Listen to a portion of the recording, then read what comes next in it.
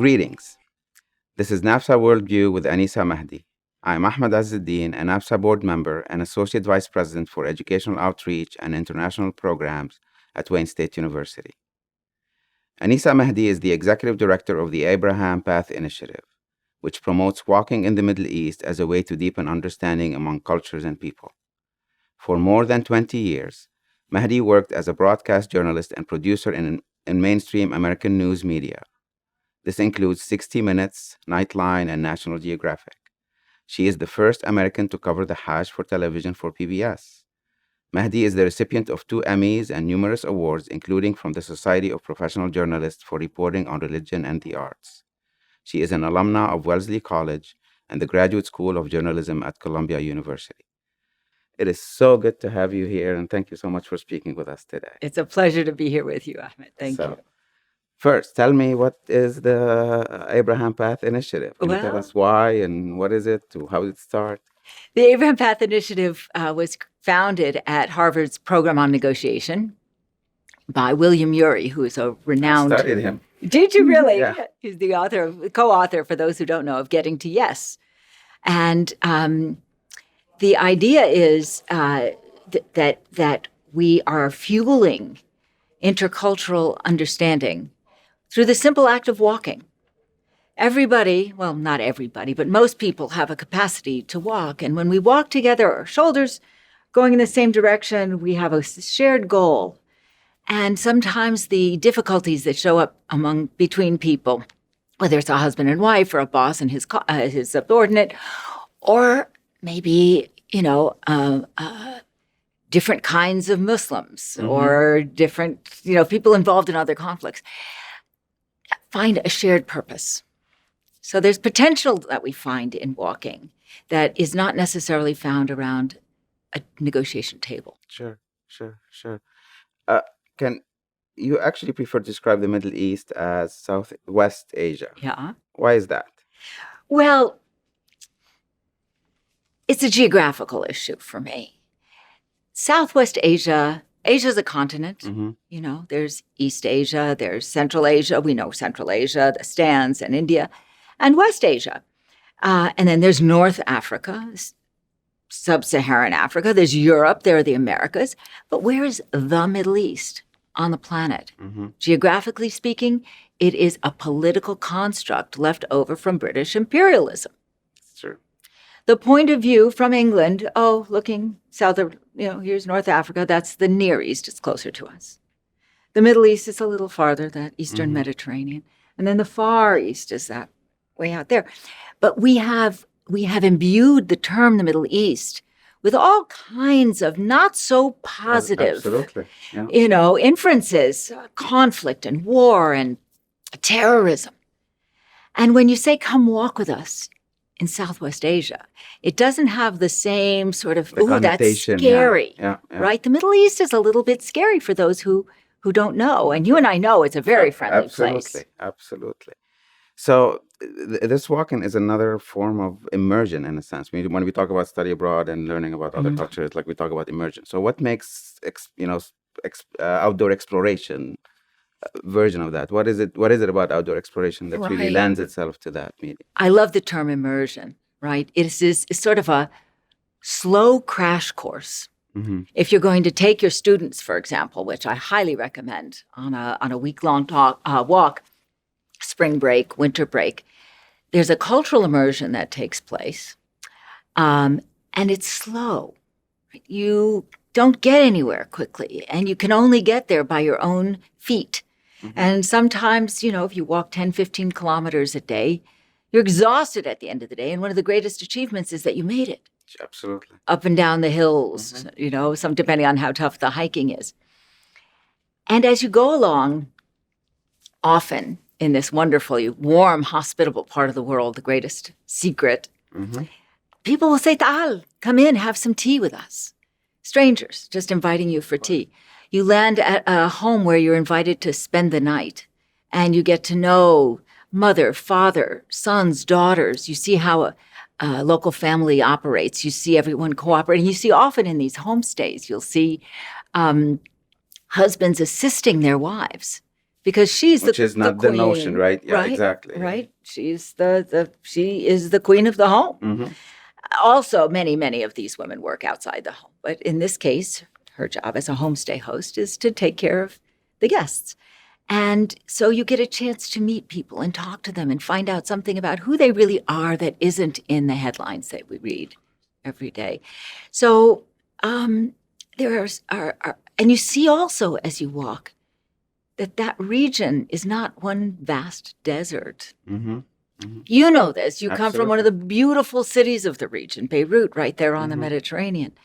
But so many people think it's a desert, and there are olive groves and pomegranate groves and farms and rivers, and it's It's just beautiful. beautiful Yes, absolutely. And you don't get an appreciation for that until you walk. until you walk there. You mentioned the homestays. So are homestays part of your journeys usually? Yes, one of since we're not the Appalachian Trail, we Sure. really are about generating relationships among people, so that having people stay in the homes of local residents is key. Mhm. It's key for many reasons. One is that we, the outsiders, and even I, an Arab American, I'm an outsider because I'm not from there. I'm from Yeah. away. We get to see real lives and meet real people. And even I, that think I am so open-minded and that I know so much about the region, I'm always learning something about who people are because they're individuals now. Absolutely.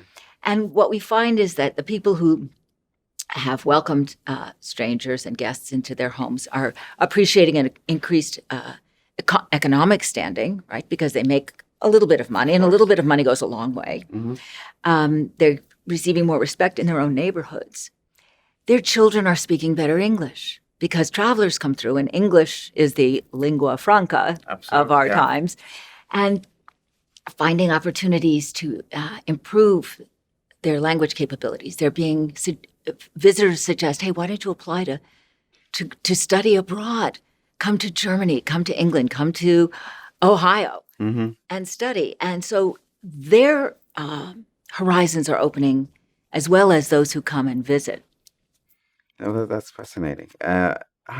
So we're in the midst at NAFSA, so a lot of study abroad It's a great opportunity. professionals here. How do we integrate these programs into our program and into the Well, program we're boy, designing? is that a softball question? Yeah, I know. Yeah, So I love it. Yeah. Well, we have our first 10 years were really designed, dedicated to developing trail. We've now got about 2,000 miles of trail that is we helped seed and worked with local partners to develop. So that our local partners really have the ongoing maintenance of these trails. And we now are really encouraging the populating of these trails, the using of these trails, the purpose of them, which is to get to know one another. Now, I'll say that we're now 12 years old, there have been more than 57,000, maybe close to 60,000 people have walked in parts of the Sinai, parts of Palestine, parts of Jordan, South Central Turkey. And Turkey was on hold for a while during the height of the Syrian civil war, but Okay. maybe, inshallah, God willing, we'll be seeing our Turkish friends again. And so we are populating these paths and creating programs. So for a winter break, Mhm. a week-long program that could be short-term program focused on environmental sustainability. And you're walking in the hillsides of Palestine and you're looking at the shrinking Jordan River. And you're wondering, how do we make sure there's enough water there for all of the farmers that need water? Absolutely. That's right. great. So, and with a local expert, a local farmer could be part of that, as well as your professor from Wayne State or whomever is coming along. We do diplomacy and negotiation, which is part of our wheelhouse since we were created at Harvard, and culture and the arts as well. So there are, it's a walking university opportunity. Absolutely. And I saw in some of as I was doing the research on this, I saw food is a big part of this. Oh, and well, then we spoke yesterday. Our speaker was talking about Jose The Andres talked about gastro-diplomacy. absolutely, and that's a major part of It's it, a isn't it? major part. And what's really interesting there too is that we think of Middle Eastern or Mediterranean food, right? It's hummus, baba ganoush, tabbouleh, kebabs, rice. But you begin to see how it's different from town to town. The spicing depends on what people are picking out of their gardens.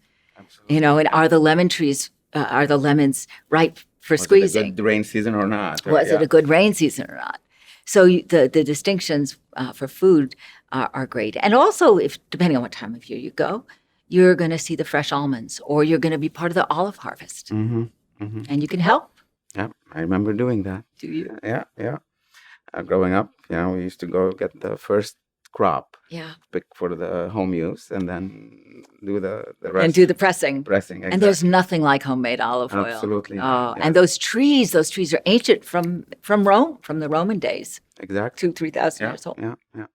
So the Middle East, it is one of the most volatile areas of the world, at least perception. Why the Middle East? What is it? What advice do you and people are apprehensive about probably going there. Yeah. So what advice do you give students, faculty, staff who are considering this program? And it's the first question we often get is it safe? Is it safe?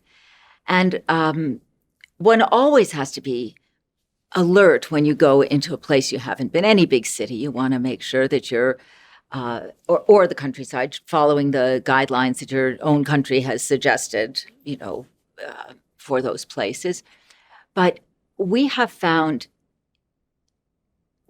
such hospitality and welcome and warmth that there's never been, and we've never found an incident. Like, no one's ever been attacked, hijacked, kidnapped. None of that has happened along this trail. The worst that has ever happened was someone stumbled and broke his ankle, and someone else didn't have enough water in the heat. Now, these are things that could happen anywhere.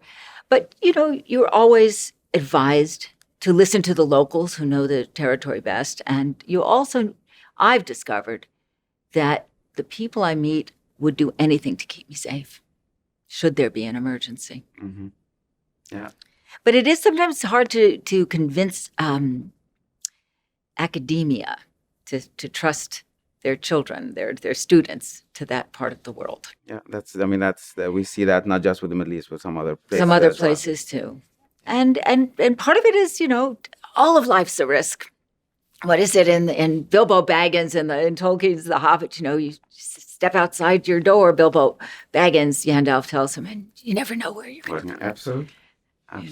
So that's great. How can international educators assist in breaking down barriers, real or perceived, between cultures and people here in the United States and around the world? Your program tries to do that. So, but not everybody's going to travel. Yeah. Most people, in fact, are not going to be traveling there. And there are lots of resources, and I'm sure that the NAFSA community is aware of many of the resources that can be used. The non-traditional reporting, the non-traditional videos, the things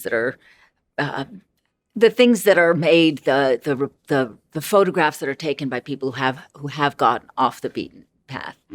Abraham Path Initiative supports right now 2 fellows who do exploration and research, and research also in cultural heritage preservation.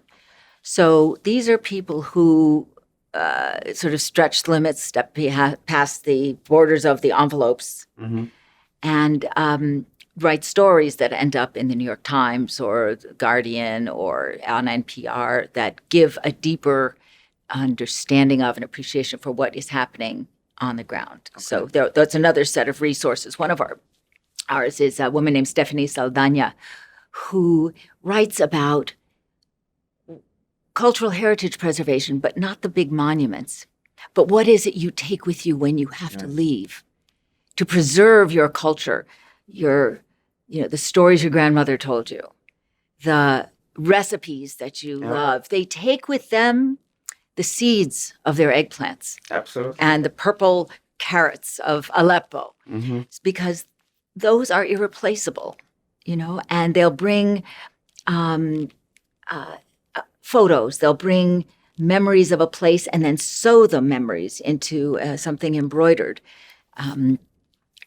they'll bring zithers and instruments and those things that you can transport, recipes, food, and stories can travel the most lightly. But you could see that actually the National Arab American Museum in Detroit. I don't know if you visited it. I'm going there soon. And that has a lot of those artifacts, and you could see exactly what you're talking about, some of these things that people brought with them. And you know what? They're really human history. They're human heritage. They tell a story. They do. Tell a personal story. And they tell what we all share. We all have music, and we all have poetry, and we all dance, and we all eat. Yeah, exactly. So this is a way in to the lives of other people, and a way to keep them alive in times of stress, trouble. Is there anything else you'd like to share with our audience? Well, I hope that the audience will will be bold and give it a try. Give a try to walking elsewhere. It doesn't have to be in Southwest Asia, the Middle East, but to go somewhere else and meet other people. That's one of the big themes of this conference. What travel can bring us, how our lives may be enriched, and even if it's on your campus and having a chance to meet the international students there. And hear their stories. And tell yours. Make a new friend. They say that Ibrahim, walked through that region, being generous and hospitable and sharing food with everybody, giving and receiving hospitality. And we have a lot to learn from that, I think. Welcoming the stranger. Absolutely. Yeah. Absolutely. Well, it's been a pleasure talking with you. Thank you so much for your time. You're for welcome. Joining us today.